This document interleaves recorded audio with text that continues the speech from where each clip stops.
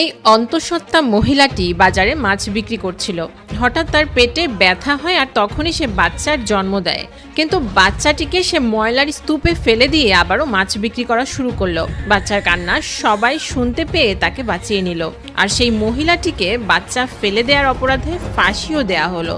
এভাবে জন জন্ম নেওয়ার পরপরই তার মাকে হারায়। এরপর তাকে এতিমখানায় দিয়ে দেওয়া হয়। সেখানে থাকা বাচ্চারা ভেবেছিল সে রাতেই জন মারা যাবে। তখন জন একটি ছেলের আঙুল ধরে শুকতে লাগলো। তখন তারা বুঝে গেল যে জন সাধারণ কোনো বাচ্চা নয়। এজন্য তারা জনকে মেরে ফেলার চেষ্টা করলো, কিন্তু সেখানের মালিক এসে জনকে বাঁচালো। তো কয়েক বছর কেটে গেল, সে বড় হতে থাকলো। সে পুরনো পাতা, মরা ইঁদুর সবকিছুই শুকতে পারত, আর সেগুলোর গন্ধ মনে রাখতো। কিন্তু তার আশেপাশের বাচ্চারা তাকে অনেক বিরক্ত করত। মাত্র 13 বছর বয়সেই জনের ঘ্রাণ শক্তি আরো বাড়তে থাকলো। সে কাঠ, পাথর, ঘাস, এমনকি পানির ঘ্রাণও নিতে পারত। তো নেক্সট পার্টের জন্য অবশ্যই লাইক এবং কমেন্ট করুন।